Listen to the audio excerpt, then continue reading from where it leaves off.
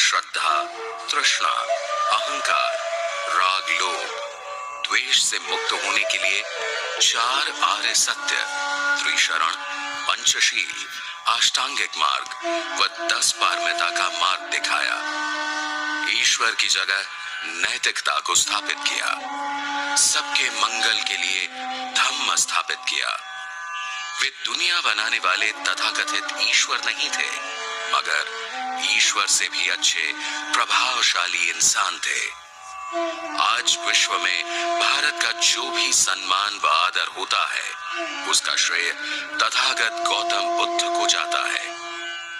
इस महाकारुणिक सम्यक संबुद्ध में ऐसी क्या बात थी जिसके कारण आज भी हम उन्हें नमन करते हैं।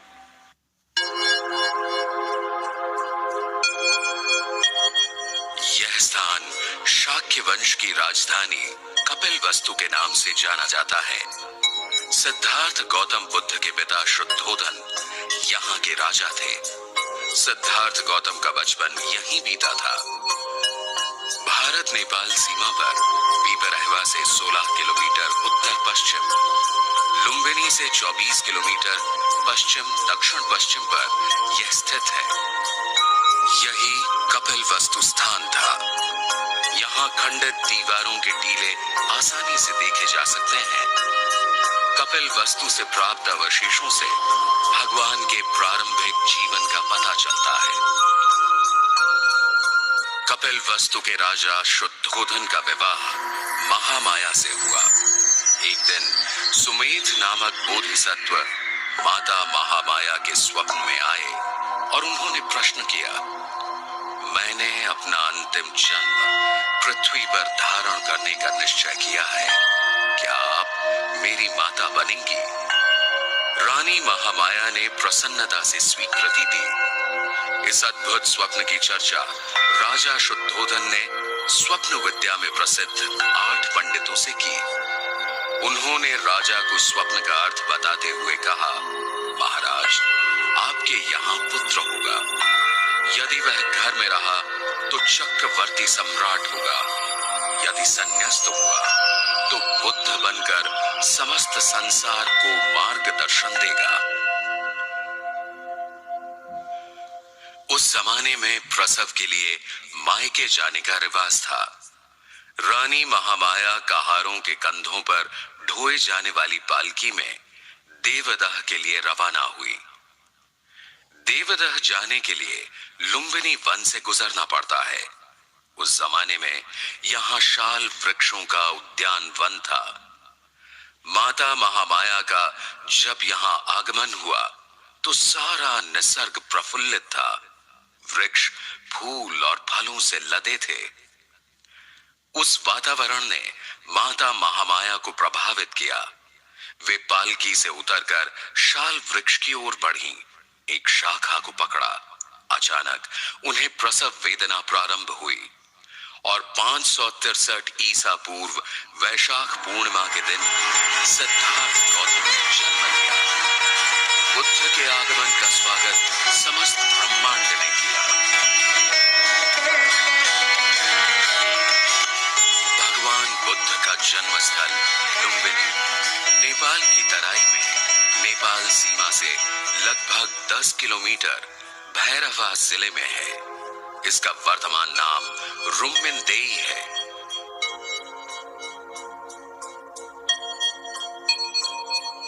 तथागत बुद्ध की याद में सम्राट अशोक ने इस अशोक स्तंभ का निर्माण किया। इसमें लगा पत्थर चुनार का है। इसकी ऊंचाई 24 फुट 3 इंच है। इस पर सम्राट अशोक का अभिलेख खुदा हुआ है। स्तंभ के उत्तर पूर्व व दक्षिण पूर्व की ओर ईंटों के ये 2 स्तूप हैं। अशोक स्तंभ की कुछ दूरी पर एक आधुनिक विहार बना है। यह लुम्बिनी की संरक्षक देवी का मंदिर है। इसे रुम्मिन देवी के नाम से जाना जाता है। यह प्रतिमा भगवान बुद्ध के जन्म को दर्शाती है। माता महामाया दाहिने हाथ से पेड़ की शाखा पकड़े हुए है। यह तालाब आंवला इंडिया दुनिया में शायद ही कोई हो जो इसे नहीं पहचानता।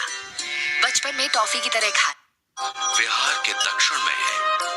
यह वही तालाब है जहां भगवान की माता ने प्रसव पश्चात स्नान किया था। इस तालाब के उत्तर पूर्व की ओर ईंटों के अनेक खंडहर हैं। यहाँ पहले कभी छोटे स्तूप हुआ करते थे। इनमें से 6 स्तूप पूर्व से पश्चिम की तरफ एक पंक्ति में है। माता महामाया नवजात बालक के साथ कपिलवस्तु आईं। 5वें दिन नामकरण संस्कार करके बालक का नाम सिद्धार्थ रखा गया। सिद्धार्थ अर्थात जिसके सारे अर्थ सिद्ध हो गए, सफल हो गए। गोत्र गौतम होने के कारण जनसाधारण में वे सिद्धार्थ गौतम के नाम से प्रसिद्ध हुए।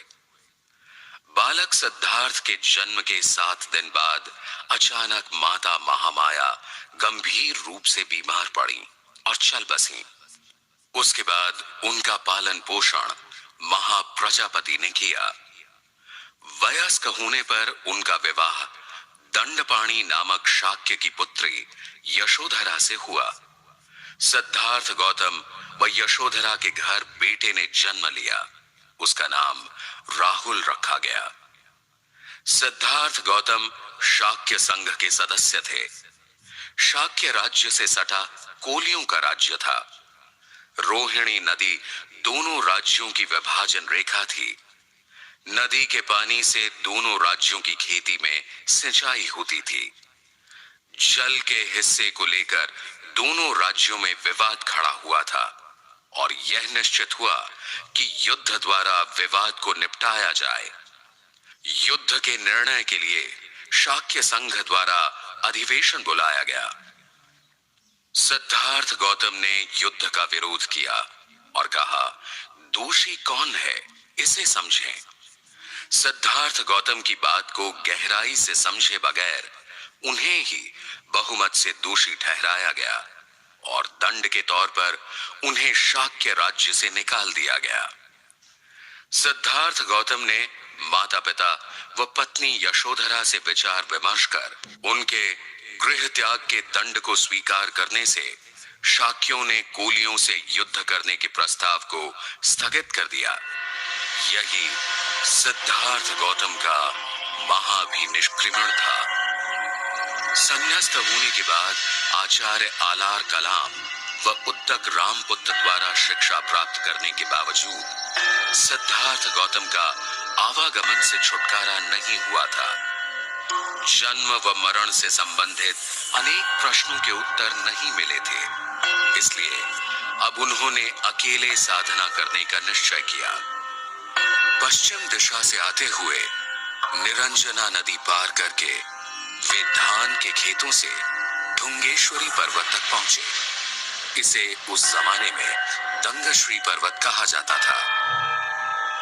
यहाँ की गुफा में वे रागातीत अवस्था प्राप्त करने के लिए घने जंगल में एकांत में शरीर पीड़न तप करने लगे। उनके 5 अन्य साथी वहीं पर अलग साधना करते थे। आत्मपीड़न तप करते वक्त सिद्धार्थ गौतम ने शरीर को अत्यधिक कष्ट दिए।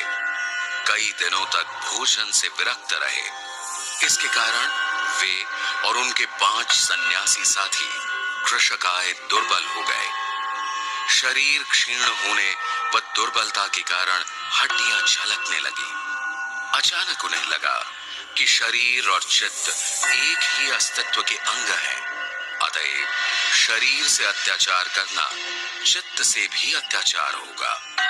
तब उन्होंने संकल्प किया, स्वास्थ्य संभाल कर मन की साधना करेंगे।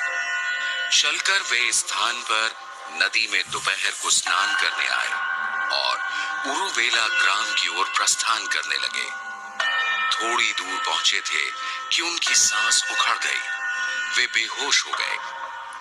तभी इसी सेनानी नामक गांव की ग्वाला पुत्री सुजाता को उसकी मां ने दूध खीर लेकर वन देवता को अर्पण करने भेजा था। सुजाता के साथ उसकी दासी पूर्णा भी थी।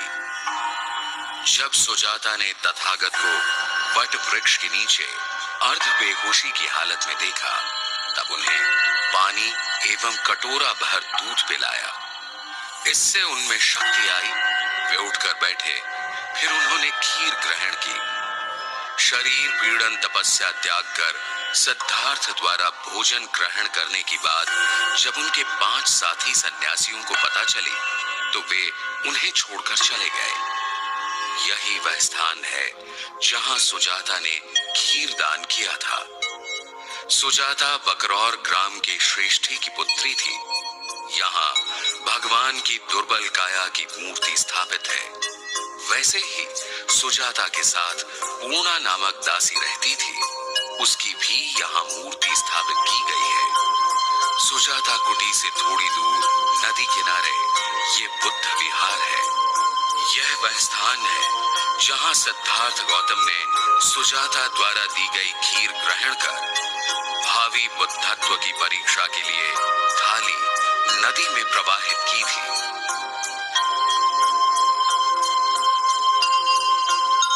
तथागत बुद्ध को बोधिसत्व अवस्था में अन्नदान करने वाली सुजाता बौद्ध इतिहास का अभिन्न अंग बन गई। बाद में सुजाता व उसके पुत्र यश ने बुद्ध संघ में प्रवज्ञा ग्रहण की। सुजाता की याद में इसी स्थान पर एक स्तूप बनवाया गया।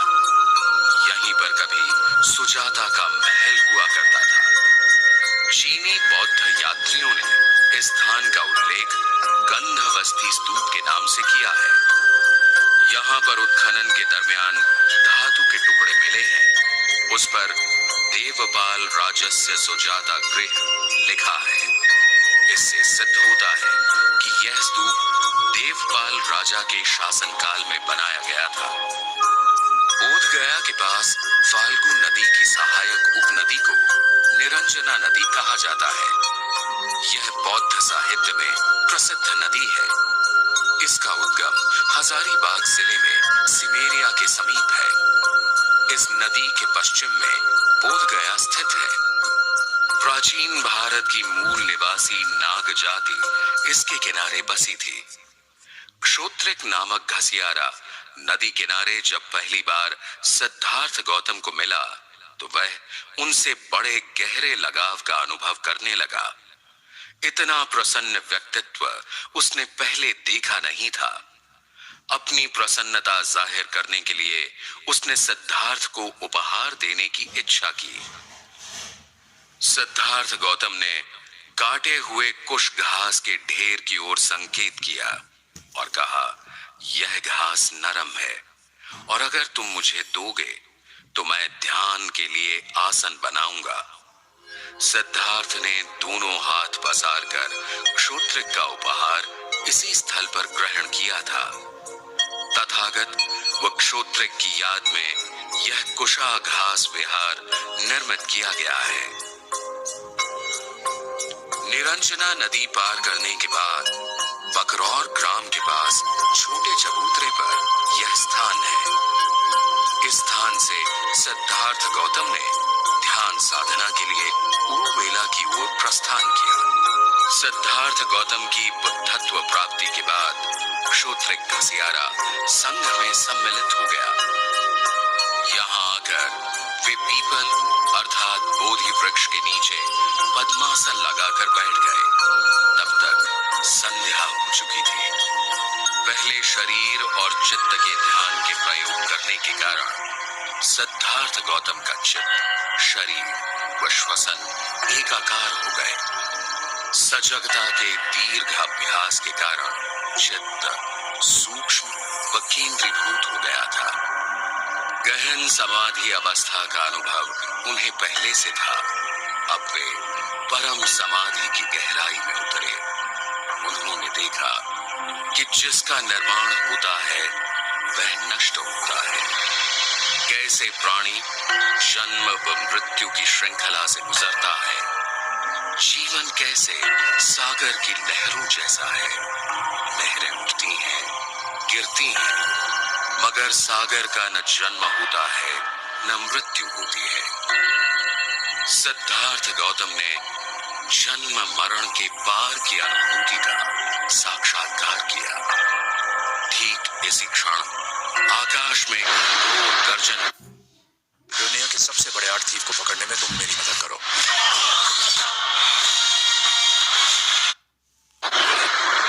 सिद्धार्थ गौतम ने अपनी चेतना के सहारे जाना, प्राणी कष्ट क्यों पाते हैं, अज्ञान का कारण क्या है, लोभ, तृष्णा, अहंकार से क्या हानि होती है, दुख का निवारण कैसे करें, इसके रहस्य को जाना। बाद में तथागत ने इसे 4 आर्य सत्य कहा। तत्पश्चात ध्यान की गहन अवस्था में सिद्धार्थ गौतम को लगा कि जन्म जन्मांतर की त्रासदी से मुक्ति लाभ होकर आनंद की वर्षा हो रही है। उनकी दुनिया बदल गई। वे सिद्धार्थ गौतम से सम्यक संबुद्ध हुए। असीम करुणा का उदय हुआ। सम्यक संबुद्ध होने के बाद प्रतिदिन बुद्ध निरंजना नदी में स्नान करते, नदी किनारे स्थान पर चलित ध्यान साधना करते। बुद्ध होने के पहले का उनका जीवन अब बदल चुका था। उन्होंने सद्धम्म मार्ग खोज लिया था। बोधि प्राप्त करने के बाद पहला सप्ताह इसी बोधि वृक्ष के नीचे भगवान ने बिताया। यह बोधि वृक्ष महाविहार के पश्चिम में है। इसकी एक शाखा श्रीलंका के अनुराधापुर में है। बोधि वृक्ष व महाविहार के मध्य यह वज्रासन है। यह लाल प्रस्तर का बना हुआ 7 फुट 6 इंच लंबा व 4 फुट 3 इंच चौड़ा है। यह तथागत का साधना स्थल है। वज्रासन के संबंध में चीनी यात्री युआन च्वांग ने लिखा है कि यह स्थान विश्व के मध्य भाग में स्थित है। बुद्धत्व प्राप्ति के बाद दूसरा सप्ताह भगवान ने यहाँ साधना रत व्यतीत। इस स्थान पर अनिमेष लोचन स्तूप बनाया गया है। वे अब इतनी आनंदमय अवस्था में थे कि वे बोधि वृक्ष को अपलक निहारते रहे। भगवान ने तीसरा सप्ताह संक्रमण करते हुए व्यतीत किया। यह संक्रमण स्थल का चबूतरा 53 फुट लंबा, 3 फुट 6 इंच चौड़ा एवं 3 फुट ऊंचा है। भगवान के चरणों के निशान प्रदर्शित करने के लिए कमल के फूल बनाए गए हैं। चौथा सप्ताह भगवान ने इस जगह बिताया। इसे रत्नगृह के नाम से जाना जाता है। यहाँ ध्यान मग्न अवस्था में भगवान की एक प्रतिमा है। पांचवा सप्ताह यहाँ अजपाल निग्रोध वृक्ष के नीचे भगवान ने बिताया। यहाँ एक सप्ताह भगवान बोधि प्राप्ति के बाद ध्यान अवस्था में रहे।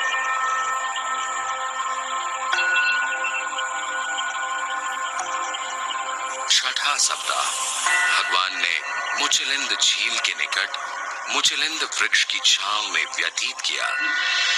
इतिहास ये कहता है कि मार द्वारा तूफान व वर्षा से उनकी समाधि में व्यवधान डालने पर झील के तल में रहने वाले नागराज ने भगवान पर 7 वनों की छाया कर दी। परंतु सत्य यह है कि वहां बसने वाली तत्कालीन नाग जाति के लोगों ने भगवान को संपूर्ण सहयोग दिया था।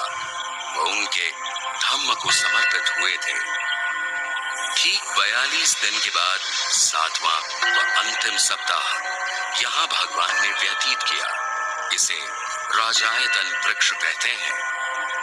आप जिस वृक्ष को देख रहे हैं, यह वृक्ष 60 वर्ष पूर्व बर्मा से लाया गया था। इसी स्थान पर उत्कल अर्थात उड़ीसा के रहने वाले 2 व्यापारी तपस्सु व भल्लिक को बुद्ध व धम्म की शरण भगवान ने दी। इन उपासकों ने भगवान को मधुपिंडक का भोजन दिया था। वे बुद्ध के पहले उपासक शिष्य थे। चक्रवर्ती सम्राट अशोक ने भगवान बुद्ध की देशना से प्रभावित होकर यहाँ महाविहार और मुचलिंद झील के मध्य स्तंभ स्थापित करवाया था। अत्यंत प्राचीन काल से इस महाबोधि महाविहार का स्वरूप इसी तरह बचा हुआ है। यह महाविहार 170 फुट ऊंचा व आधार में 50 फुट चौड़ा है। इसका आकार पिरामिड की तरह है। विहार के गर्भगृह के लिए रोशनी का झरोखा है। विहार नीली ईंटों का बना है, उन पर लेप किया गया है। मुख्य प्रवेश द्वार के दोनों आलों में बुद्ध प्रतिमाएं हैं। गर्भगृह में भगवान की भूमि स्पर्श मुद्रा की मूर्ति स्थापित है। भगवान की शांत व करुणामय छवि के दर्शन के लिए विश्व भर के बौद्ध यहाँ आते हैं। दंगश्री पर्वत पर शरीर पीड़न तक निरंजना नदी के किनारे बेहोशी की अवस्था में सुजाता द्वारा खीर का दान, ये वही स्थान है जहां कभी बुद्ध भ्रमण किया करते थे। यहीं से हम देख रहे हैं संबोधि प्राप्ति की सिद्धार्थ गौतम की यात्रा। अब सिद्धार्थ गौतम सम्यक संबुद्ध हैं। उन्होंने पदार्थ जगत का परम ज्ञान प्राप्त किया है।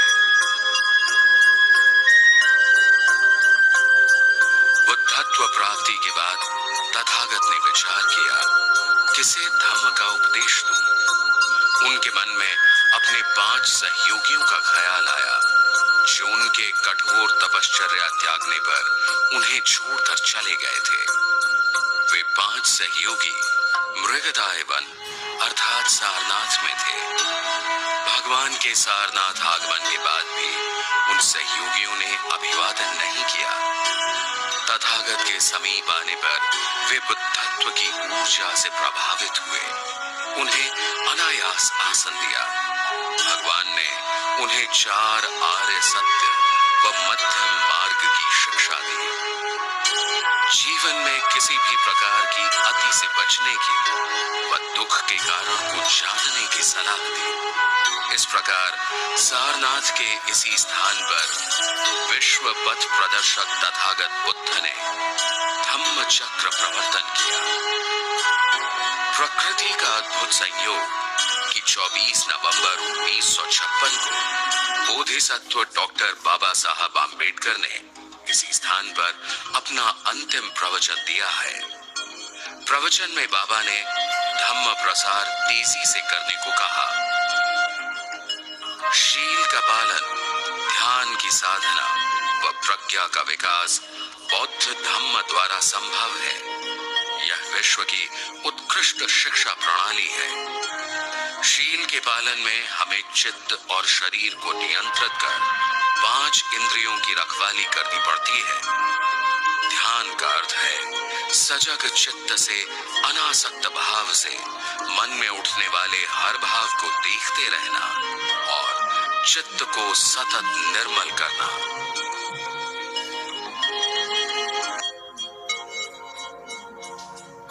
मूलगंध कुटी प्रायः भगवान बुद्ध के निवास स्थान को बोला जाता है। यहाँ पर भगवान बुद्ध ने धम्म चक्र प्रवर्तन पश्चात समय व्यतीत किया था। मूलगंध कुटी के पश्चिम की ओर सम्राट अशोक कालीन प्रस्तर अशोक स्तंभ है। ये किसी समय लगभग 15.25 मीटर ऊंचा और सिंह शीर अर्थात सिरे पर सिंह प्रतिमा वाला था। स्तंभ पर 3 अभिलेख खुदे हैं। इसके अलावा कलात्मक सिंह शीर्ष, बोधिसत्व प्रतिमा व धम्म चक्र प्रवर्तन वाली मुद्रा भी यहाँ है। तथागत बुद्ध को प्रकृति से गहरा लगाव था। बुद्ध काल में पशु पक्षी निर्भय होकर विचरण करते थे। एक बार बुद्ध को वानरों ने मधु भेंट दी थी। जब किसी व्यक्ति में करुणा भाव का उदय होता है तो जंगली पशु भी हिंसा भाव त्याग कर उसके संपर्क में आते हैं। बुद्ध के ध्यान मार्ग की यह मौलिक विशेषता है। मूलगंध कुटी के पास ही यह मृगदाय अभयारण्य है। यहाँ हिरण स्वच्छंद विचरण करते हैं। सारनाथ में धम्म चक्र प्रवर्तन के बाद यहाँ बनारस के लोग धम्म में दीक्षित हुए। बनारस के काश्यप परिवार ने बुद्ध धर्म का प्रसार किया। उद्या सिनेमा रिलीज होतोय, cutout ready? Ready, cutout. Banaras बौद्ध प्रसार का प्रमुख केंद्र है। बनारस में जहां जहां भगवान बुद्ध ने धम्म देशना दी, वहां वहां बुद्ध स्मारक बनाए गए हैं।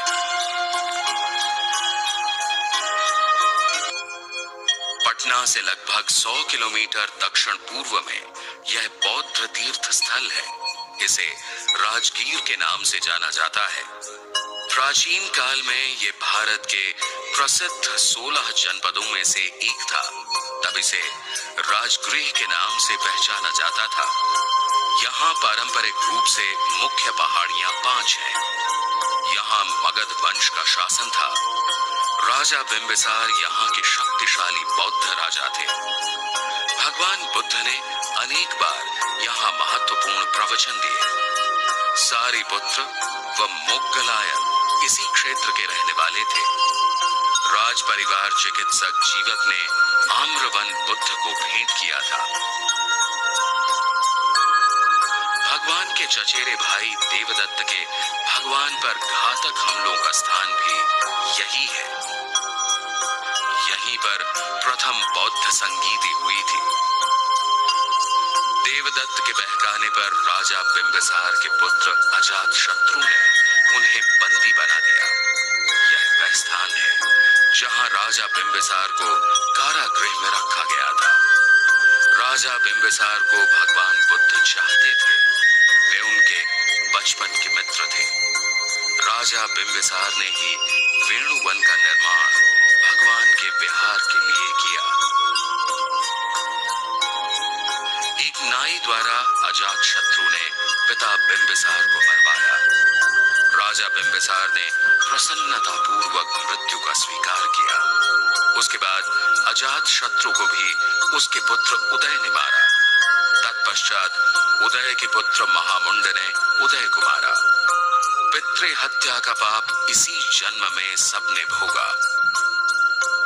लिच्छवियों ने जब भगवान को प्रवचन के लिए आमंत्रित किया तो भगवान को कष्ट न हो, इसलिए राजगृह से गंगा तट की सड़क का निर्माण राजा बिंबिसार ने किया। अब इस पथ को बिंबिसार मार्ग के नाम से जाना जाता है। तथागत के चचेरे भाई देवदत्त में भिक्षु बनते वक्त सिद्धार्थ गौतम जैसी प्रतिष्ठा पाने की लालसा थी।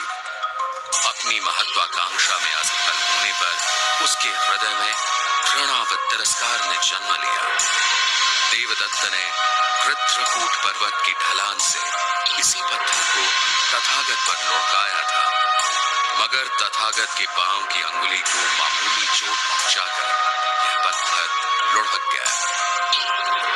बुद्धकालीन मगध के राजगृह के समीप नालक ग्राम है।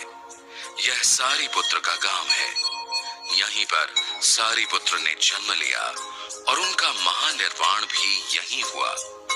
अपने कायिक, वाचिक, मानसिक कर्म से परिशुद्ध सारिपुत्र भगवान बुद्ध के प्रमुख शिष्य थे।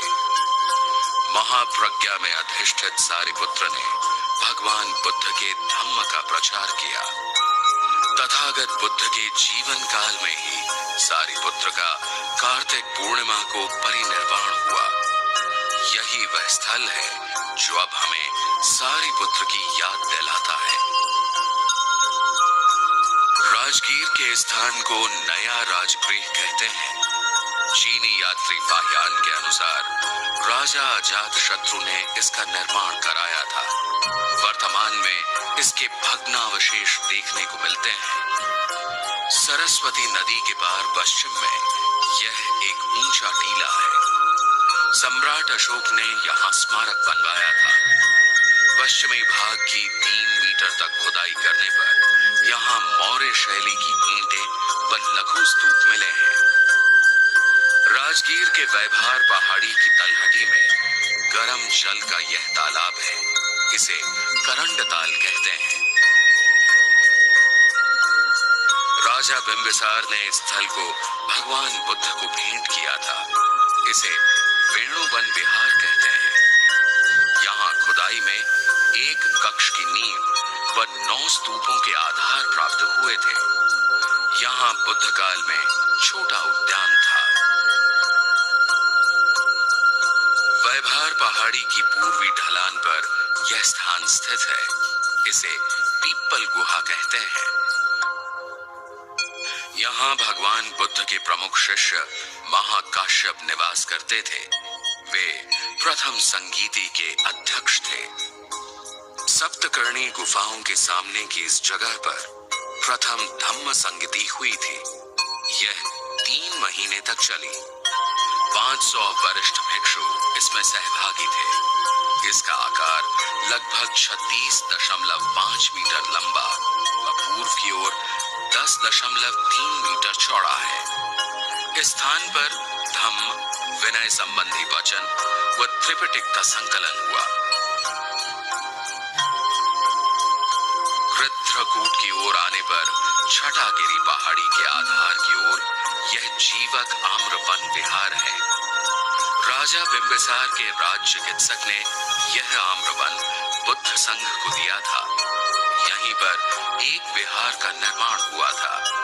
अब यहाँ उपकक्षों की नींवें और 4 दीवारी दिखाई देती है। भगवान बुद्ध के प्रति अपनी असीम श्रद्धा व्यक्त करने के लिए राजगीर की पहाड़ी पर जापान द्वारा निर्मित भव्य शांति स्तूप है। इस आधुनिक बौद्ध विहार में जापानी व भारतीय बौद्ध कला का संगम व समन्वय प्रस्तुत किया गया है। विहार का प्रवेश द्वार प्राचीन राजगीर के बौद्ध वैभव व शिल्प कला की याद दिलाता है। वैभार पहाड़ी के दक्षिणी कोने पर स्थित इन गुफाओं को सोन भंडार गुफाएं कहा जाता है। कहा जाता है यहाँ पर मगध राज्य का स्वर्ण तथा राजकोष कड़ी सुरक्षा में रखा जाता था।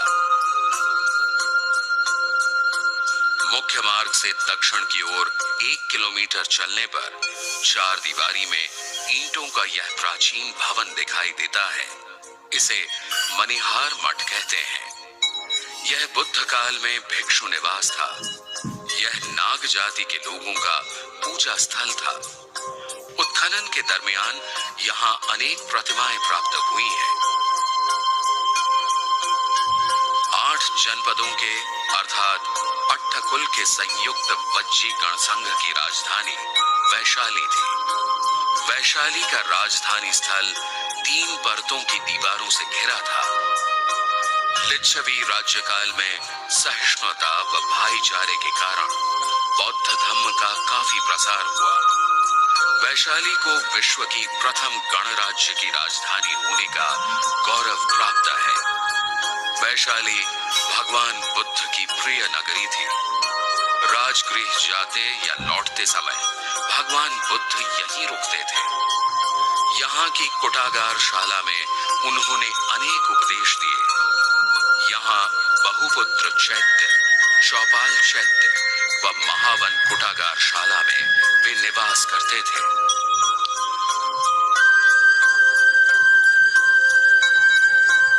वैशाली में अकाल के दौरान रतन सुत्त का पाठ कर अकाल स्थिति में तथागत ने सुधार लाया था। यहीं पर बौद्ध भिक्षुणी संघ की स्थापना हुई थी। वैशाली के 8 फुट ऊंचे लगभग 1.5 किलोमीटर क्षेत्र में फैले टीले को राजा विशाल का गढ़ कहते हैं। यहाँ वज्जी गणराज्य का सभागार था, जहाँ 770 प्रतिनिधि एकत्र होकर राज्य प्रशासन पर विचार करते थे। टीले के लगभग 3.5 किलोमीटर उत्तर पश्चिम में यह अशोक स्तंभ स्थित है। इसके शीर्ष पर सिंह की प्रतिमा विराजमान है। अशोक स्तंभ के दक्षिण की ओर प्राचीन तालाब है। इसे आजकल रामकुंड के नाम से जाना जाता है। इसके किनारे सम्राट अशोक ने स्तंभ व स्तूप बनवाए थे। राजा विशालगढ़ के टीले से 2.5 किलोमीटर पर यह स्तूप है। इसका व्यास 25 फुट था।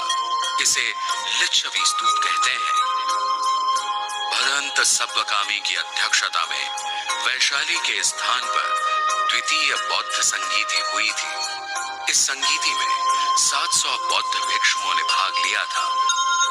कंठस्थ बौद्ध ग्रंथों की शुद्धता तथा सुरक्षा के लिए दूसरी संगीति के 125 वर्ष बाद तीसरी संगीति सम्राट अशोक के समय पटना में हुई थी। वैशाली की प्रसिद्ध नर्तकी आम्रपाली के निवास का यह प्राचीन स्थल है। आम्रपाली ने भगवान व भिक्षु संघ को 45वें वर्षावास के दरमियान भोजन दान के लिए आमंत्रित किया था। आम्रपाली धम्म की शरण में आई और उसने यही आम्रवन संघ को दान में दिया। वैशाली में ही भगवान बुद्ध ने घोषणा की थी कि वे ठीक 3 महीने बाद महानिर्वाण प्राप्त करेंगे। बुद्ध पहले धर्म संस्थापक हैं जिन्होंने महिलाओं के संघ प्रवेश को स्वीकार किया और कहा कि पुरुष की तरह वे भी विनय में प्रवज्जित होकर अरहत पद को प्राप्त कर सकती हैं। अरहत पद पर सिर्फ पुरुषों का ही नहीं अपितु स्त्रियों का भी अधिकार है। बुद्ध काल में महिलाओं के साथ समानता का व्यवहार किया जाता था। सुजाता, पटाचारा, भद्रा, कुंडलकेशा, बुद्ध की सौतेली माता महाप्रजापति गौतमी, माता यशोधरा, धम्मदिन्ना, किसा गौतमी इत्यादि महिलाएं प्रवज्जित होकर संघ में महत्वपूर्ण स्थान प्राप्त कर सकी थी। सभी जातियों की महिलाओं व पुरुषों के लिए बौद्ध संघ में प्रवेश की अनुमति थी। बौद्ध संघ ने नारी समानता का नया अध्याय भारत के इतिहास में लिखा।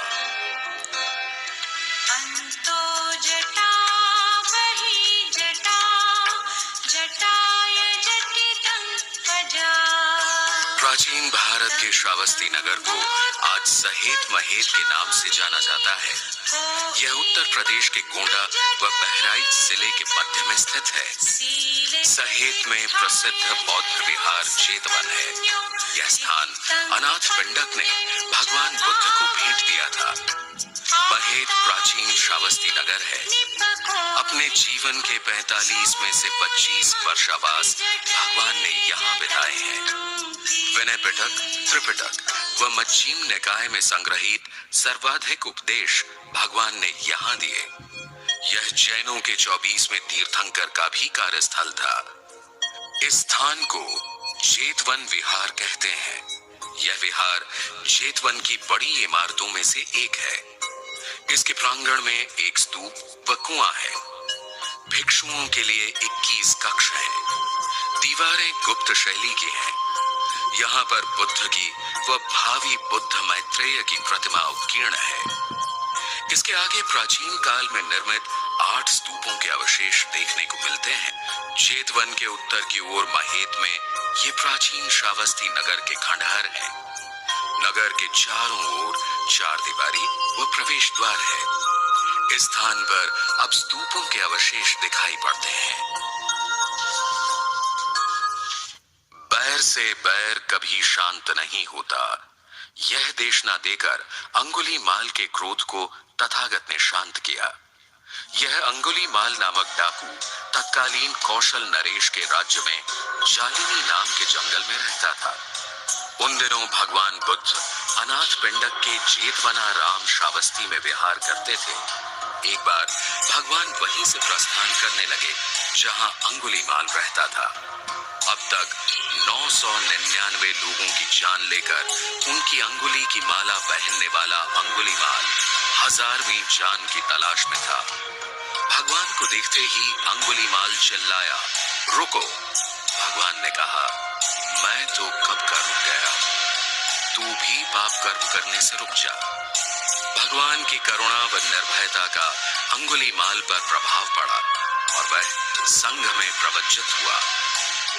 यही वह स्थान है जहां भिक्षु होने के बाद अंगुलीमाल निवास करता था।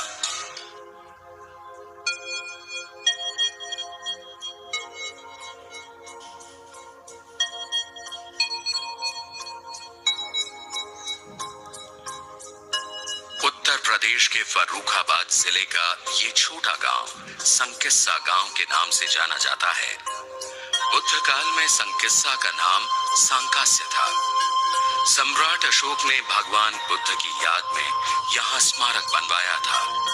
चीनी यात्री फाहियान ने यहाँ अनेक स्तूप व विहार देखे थे। यहाँ उच्च कोटि की शिल्प कला से निर्मित एक विहार था। 7वीं शताब्दी तक यह स्थान बौद्ध धम्म प्रसार के दृष्टिकोण से महत्वपूर्ण था। यहाँ से प्राप्त मूर्तियां, सीलें, मणिका व सिक्के लखनऊ व कलकत्ता के राज्य संग्रहालयों में सुरक्षित हैं।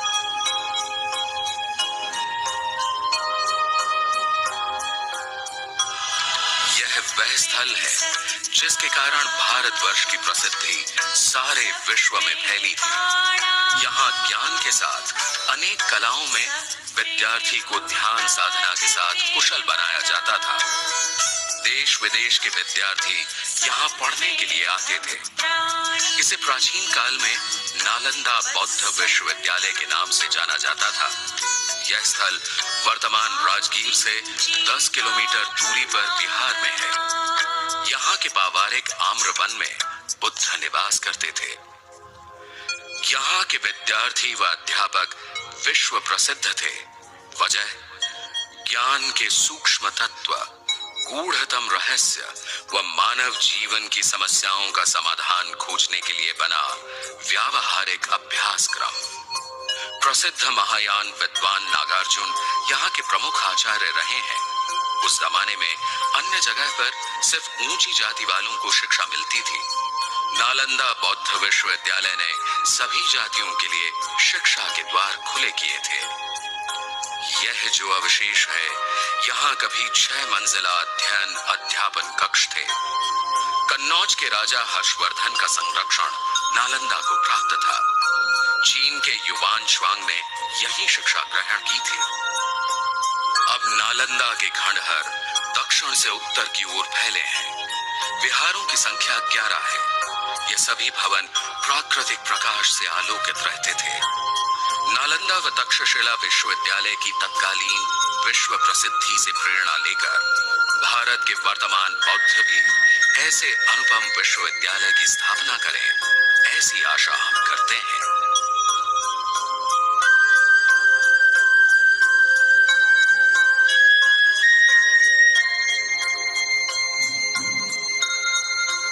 भगवान के जीवन काल में कौशाम्बी भारतवर्ष के महत्वपूर्ण नगरों में से एक था।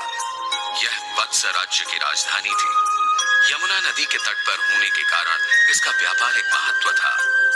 कौशाम्बी में भगवान बुद्ध का अनेक बार आगमन हुआ।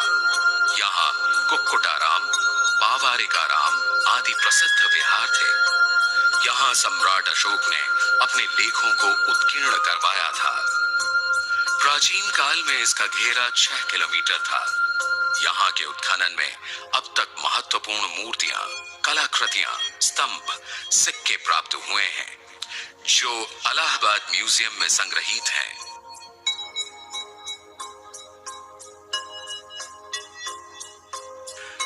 हिमालय की तराई में देवरिया जिले के कसिया नामक कस्बे से लगभग 3.52 किलोमीटर पर कुशीनगर है। यहीं भगवान बुद्ध का पूर्ण सजग व सचेतन अवस्था में महानिर्वाण हुआ था। भगवान अब 80 वर्ष की परिपक्व अवस्था तक पहुंचे थे। उस अवस्था में भी वे भिक्षाटन व धम्म प्रसार के लिए जाते थे।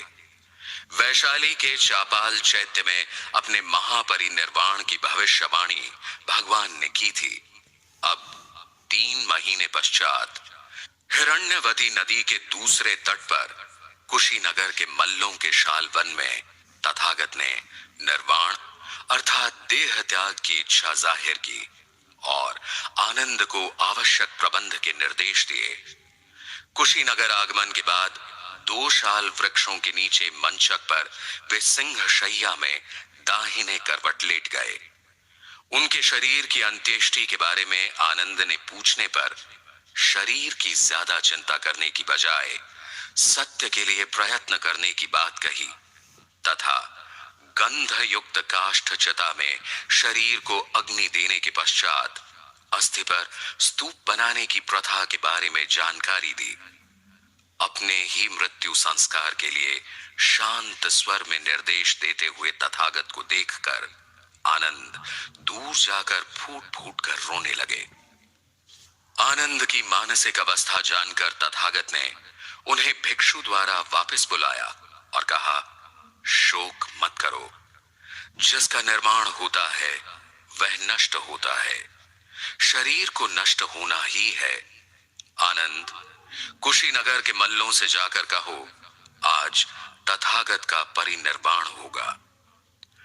कुशीनगर के मल्ल नागरिक किसी अधिवेशन के लिए सभागार में थे। वहां पर आनंद ने भगवान के महानिर्वाण की जानकारी दी। बताया कि भगवान आज रात्रि के अंतिम प्रहर में निर्वाण प्राप्त करेंगे।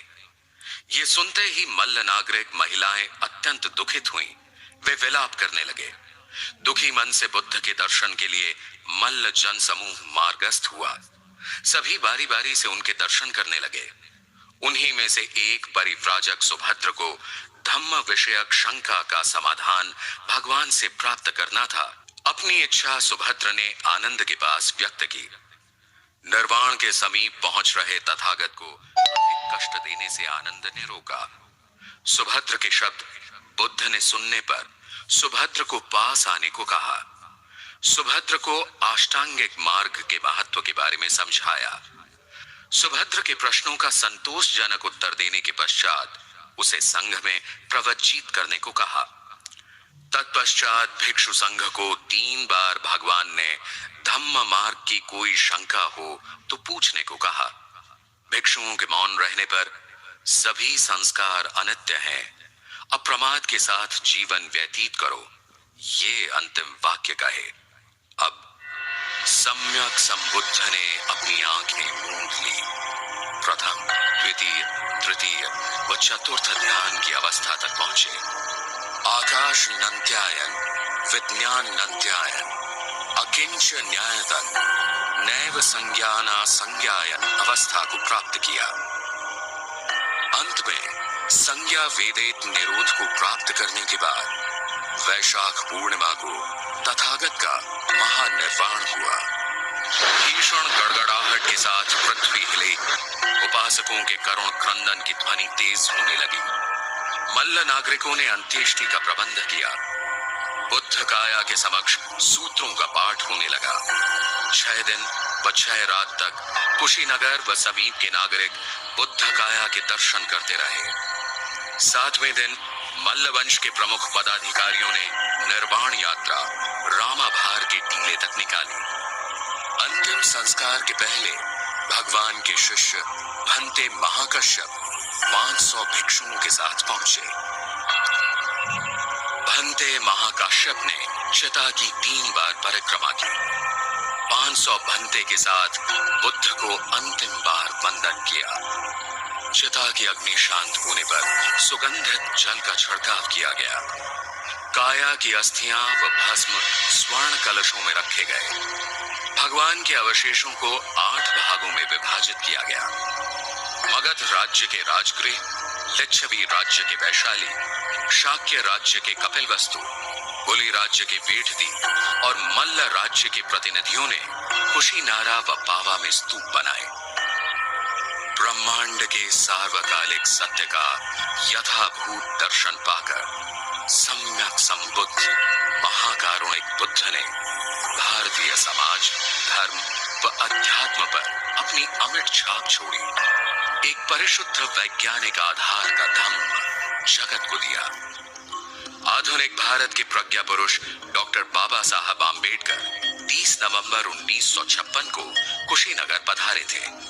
यहाँ तथागत के परिनिर्वाण स्थल के पास उन्होंने कहा था कि सम्यक संबुद्ध ने कितनी शांत जगह का चुनाव महापरिनिर्वाण के लिए किया है। काश वह देह त्याग का अवसर प्राप्त होता तो बाबा की इच्छा का सम्मान करते हुए उनके महाराष्ट्र के अनुयायियों ने बाबा के